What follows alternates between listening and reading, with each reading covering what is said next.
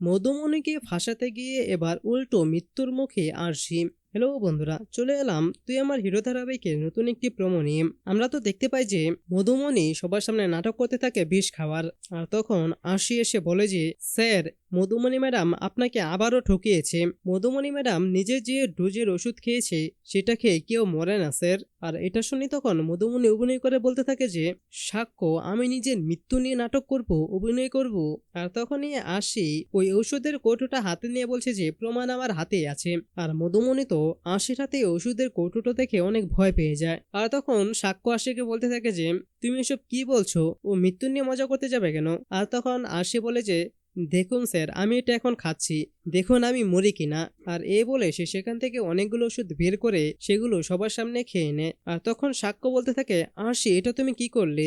আর তখন আরশি বলে যে এই তো স্যার, আমি দিব্যি আছি, আমার তো কিছুই হয়নি। কিন্তু ঠিক তখনই আরশি অজ্ঞান হয়ে নিচে পড়ে যায়। আর তখন সাক্ষ্য আরশি বলে চিৎকার দিয়ে আরশিকে জড়িয়ে ধরে। আর তখন মধুমণি এটা দেখে মুচকি হাসতে থাকে। তার মানে মধুমণি ইচ্ছে করে এমন একটি নাটক করেছিল এবং আরশির হাতে আসল বিষ দিয়ে দিয়েছিল যাতে আরশি সেটা খেয়ে নিজে মারা যায়। তো সুপ্রিয় দর্শক, সাক্ষ্যকে পারবে আরশিকে বাঁচাতে? এ নিয়ে আপনাদের কি মনে হয়? আপনার মূল্যবান মতামতটি নিচে কমেন্টে জানিয়ে দিন এবং পরবর্তী পর্বের আপডেট সবার আগে পেতে চাইলে এখনই আমাদের এই চ্যানেলটিকে সাবস্ক্রাইব করে দিন। ধন্যবাদ সবাইকে।